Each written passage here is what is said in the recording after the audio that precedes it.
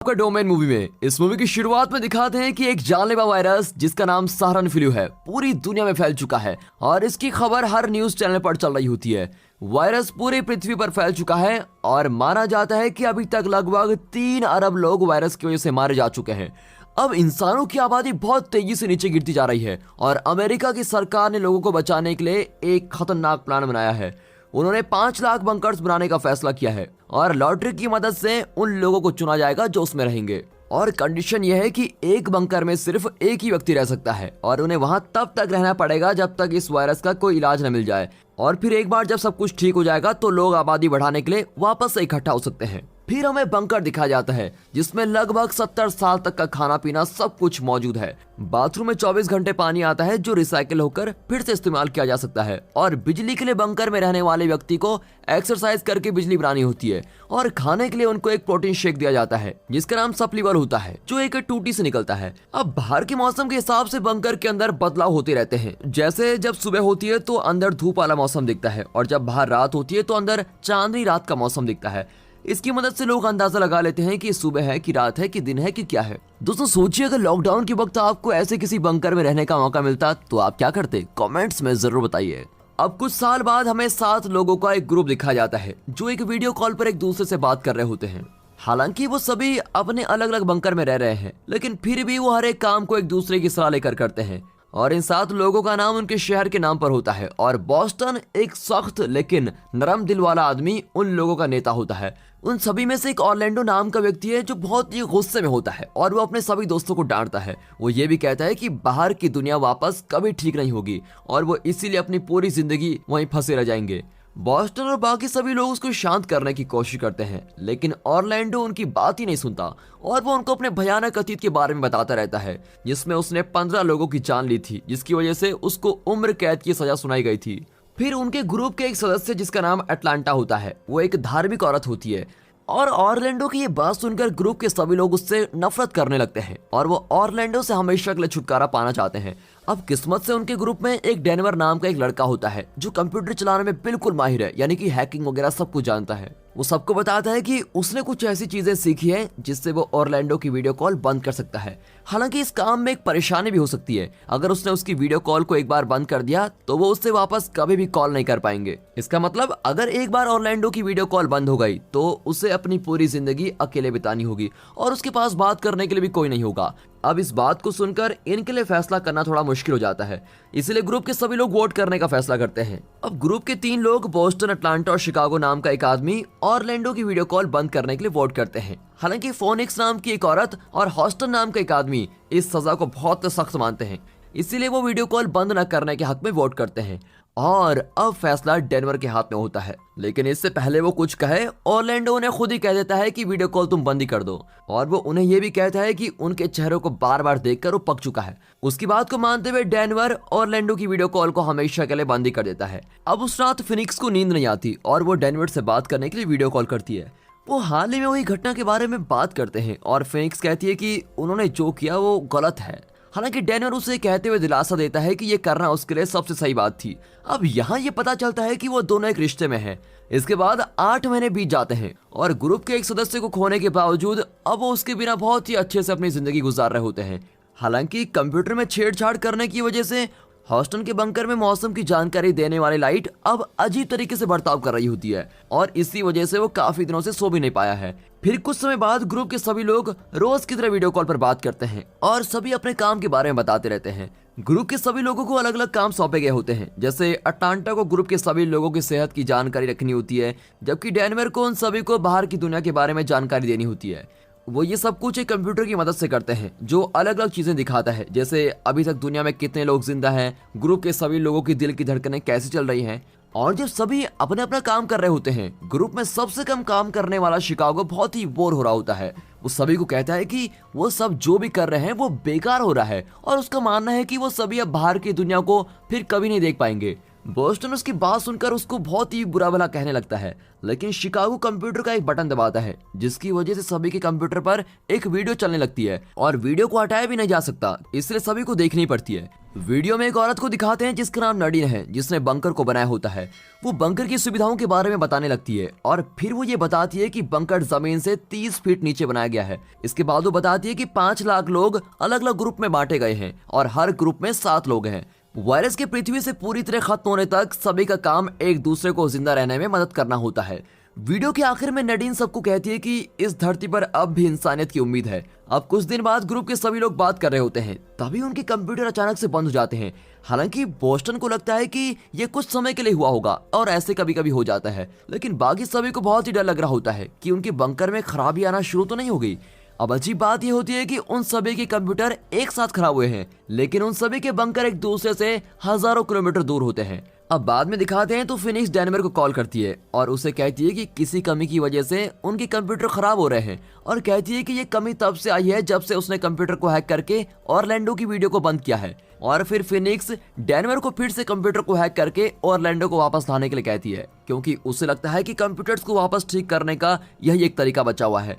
हालांकि डेनवर उसे फिर से याद दिलाता है कि वो उसको वापस कभी भी नहीं ला सकता, इसलिए उसको वापस लाने की कोशिश करना ही बेकार है। अब इस बात को सुनकर फिनिक्स बड़ी गुस्सा हो जाती है और उसे अपनी जिंदगी की कहानी सुनाने लगती है। वो उसको बताती है कि जब वो छोटी थी तो उसके पिता मर गए थे और उसे उसकी माँ ने पाला था, लेकिन जैसे जैसे वो बड़ी होती गई वो नशे करने लगी और बहुत बार घर से भी भाग गई थी। और एक दिन जब उसे अपने नशे का सामान अपने कमरे में नहीं मिलता तो उसे लगता है कि उसकी माँ ने उसकी चीजें ले ली है, इसीलिए बदला लेने के लिए वो एक कैंची लेती है और अपनी माँ को ही मार डालती है। अब इस सब के बाद उसको जेल हो गई थी और उसको एक बहुत ही ज्यादा सुरक्षा वाले जेल में रखा गया था, लेकिन जब वायरस आया तो उसकी बंकर के लॉटरी निकली और तब उसको बंकर में शिफ्ट कर दिया गया था। यही उसकी कहानी है। अब ये कहानी सुनने के बाद डेनवर थोड़ा भावुक हो जाता है और वो उससे वादा करता है कि वो ऑरलैंडो के ट्रांसमिशन को वापस लाने में पूरी कोशिश करेगा। अब एक रात वो आखिरकार कामयाब हो ही जाता है और वो फिनिक्स को ये खबर सुनाने के लिए कॉल मिलाता है। वो ऑरलैंडो की वीडियो को देखकर बड़े ही हैरान हो जाते हैं, क्योंकि वो अपने बंकर में होता है नहीं। इसके बाद वो दोनों ग्रुप के बाकी लोगों को भी ये ऑरलैंडो की बंकर की वीडियो दिखाते हैं। अब ये सब देखकर बोस्टन खुश नहीं होता और चिढ़ जाता है कि तुमने बिना किसी की परमिशन के ऑरलैंडो को वापस लाने की कोशिश कैसे की। वो खासकर डेनवर से गुस्सा होता है कि उसने कंप्यूटर को एक बार फिर से हैक क्यों किया। और अब रात को दिखाते हैं तो फिनिक्स एक बार फिर से डेनवर को कॉल करती है और उससे पूछती है कि क्या वो ऑरलैंडो की बनाई हुई वीडियो को किसी तरह देख सकते हैं, और कहती है कि शायद वीडियो को देखकर पता चल जाए कि वो कहां पर गया है। अब डेनवर उसकी बात को मान लेता है और जल्दी से काम पर लग जाता है।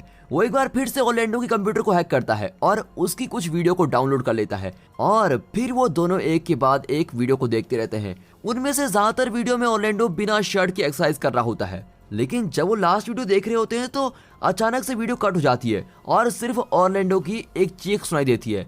और जब वीडियो वापस चलती है तब ऑरलैंडो वहां से गायब हो चुका होता है। इससे ये साफ पता हो जाता है कि कोई ना कोई चीज वहां पर आई थी और उसको लेकर गई थी। अब अगली सुबह वो ग्रुप के सभी लोगों को वीडियो के बारे में बताते हैं और सभी उनकी बात सुनकर अलग अलग बातें बोलते रहते हैं कि शायद ऐसा हुआ हो, शायद ऐसा हुआ हो। बोस्टन को लगता है कि वो बंकर में सुरक्षित हैं और वो सभी फालतू में सोच रहे हैं, लेकिन फिनिक्स को लगता है कि उन्हें बंकर में से निकलने का कोई रास्ता ढूंढना होगा इससे पहले कि बहुत देर हो जाए। अब दूसरी ओर हॉस्टन पागल होना शुरू हो जाता है, क्योंकि उसके मौसम की जानकारी देने वाली लाइट्स बहुत ही खराब हो चुकी है। वो लगभग एक हफ्ते से सोया भी नहीं है और इस वजह से वो फिनिक्स के बंकर से निकलने की योजना में साथ देता है कि हाँ, हम यहाँ से बाहर निकलने की पूरी कोशिश करेंगे। हालांकि बोस्टन उन्हें कहता है कि अभी के लिए शांत हो जाए, जब हमें यहाँ से निकलने का कोई सुराग मिले तब हम इसके बाद सोचेंगे। लेकिन दुर्भाग्य से उसी रात को चीजें और भी ज्यादा खराब होने लगती है, क्योंकि हॉस्टन पागलों की तरह अपना सर दीवार पर मार रहा होता है और सभी उसको रुकने के लिए कहते हैं, लेकिन इस समय वो अपने दिमागी संतुलन को खो चुका है। तभी हॉस्टन की वीडियो कॉल बीच में बंद हो जाती है और उन्हें सिर्फ उसके बंकर में से किसी की आने की आवाज सुनाई देती है।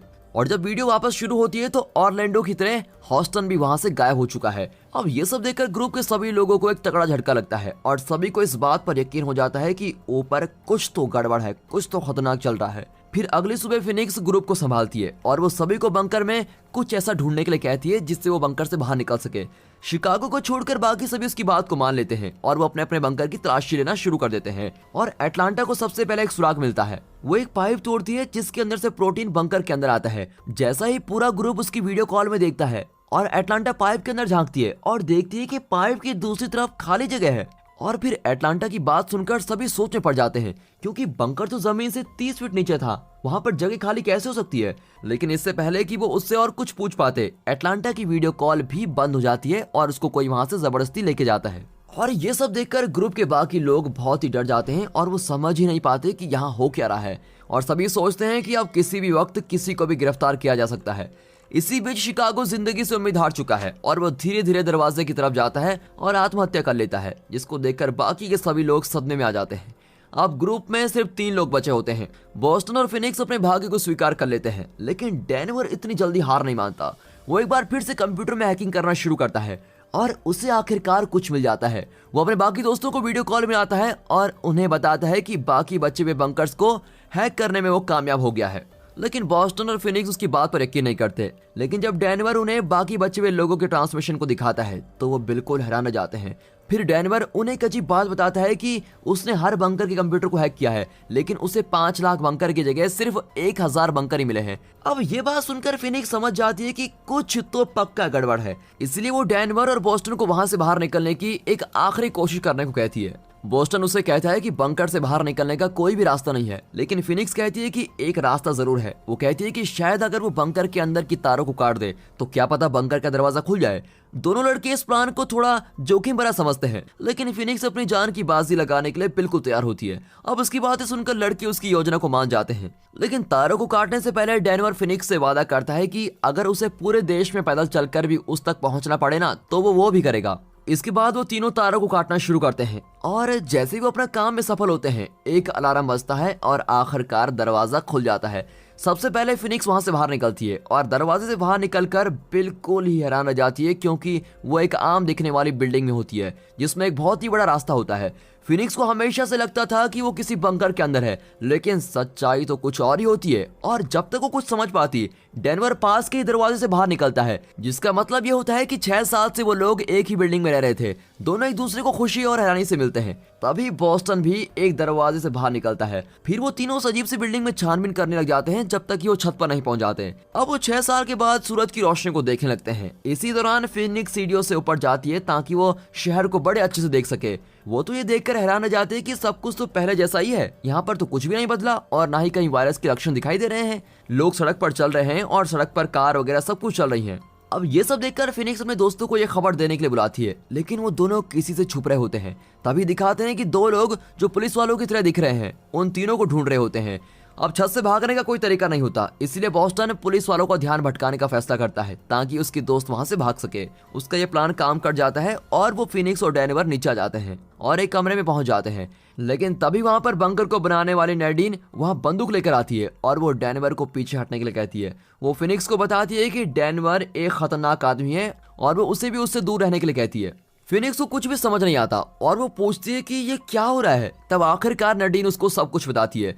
वो उसे बताती है कि बंकर एक खास तरह की जेल है और उसके अंदर रहने वाला हर एक व्यक्ति कैदी है। फिनिक्स जैसे आरोपी कभी भी जेल से बाहर नहीं आते, उन्हें बस बंकर में भेज दिया जाता है। नैडीन उन्हें बस एक नया जीवन देना चाहती है। इसके अलावा जिस वायरस की बात हुई थी वो तो कभी था ही नहीं, वो टीवी पर एक फेक न्यूज थी सिर्फ कैदियों के लिए। डेनवर की बात भी सच हो जाती है जब नैडीन उन्हें बताती है कि सिर्फ 1000 कैदियों के लिए बंकर बनाया गया है और उनको बंकर में डाला हुआ है। फिर फिनिक्स उससे पूछती है कि कैदियों को उस बंकर से बाहर क्यों निकाला जा रहा है, और तब नैडीन उन्हें बताती है कि जब उन्होंने ऑरलैंडो को अपने ग्रुप से बाहर निकाला तो किसी तरह उनकी एक वीडियो दुनिया में फैल गई और इसकी वजह से जनता बहुत ही गुस्से में है। जनता मानती है कि वो बंकर में कैदियों को बहुत ही ज्यादा आजादी और सुविधाएं दे रहे हैं और इस वजह से सरकार ने इस योजना को बंद करने के आदेश दिए हैं। इसीलिए वो सभी को बंकर से बाहर निकाल रहे होते हैं ताकि बंकर में कुछ बदलाव कर सकें और वो ये बदलाव करने के बाद सभी को वापस बंकर में डाल दें। फिलहाल वो उनके बंकर में इस तरह से बदलाव करेगी कि कैदियों को उसके अंदर कम आजादी मिले और उनकी जिंदगी में और परेशानी बढ़ जाए। उसकी ये सब बातें सुनकर वो दोनों बड़े हैरान रह जाते हैं, लेकिन फिनिक्स अभी भी एक बात जानने के लिए उत्सुक होती है। वो नैडीन से पूछती है कि डेनवर वहां क्यों कैद है और वो उसको बताती है कि उसने 15 लड़कियों पर ऑनलाइन नजर रखी और उनकी बेरहमी से हत्या भी कर दी। अब इस बात को सुनकर फिनिक्स को एक तगड़ा झटका लगता है और वो समझ जाती है कि अभी तक डेनवर सिर्फ उससे प्यार करने का नाटक कर रहा था। अब जल्दी पुलिस वाले कमरे में आते हैं और उन दोनों को बेहोश कर देते हैं और मूवी के आखिर में दिखाते हैं कि फिनिक्स और डेनवर को एक ही रास्ते से ले जाया जा रहा होता है और शिकागो को छोड़कर ग्रुप के सभी लोग वहां होते हैं। ऑरलैंडो भी वहां पर होता है, लेकिन जब वो भागने की कोशिश करता है तो पुलिस वाले उसको गोली मार देते हैं और वो वहीं मर जाता है। अब बाकी बचे 5 लोगों को उनके बंकर में वापस भेज दिया जाता है, जो अब बहुत ही भयानक कमरे में बदल गया है। और दोस्तों यहाँ पर ये मूवी खत्म होती है।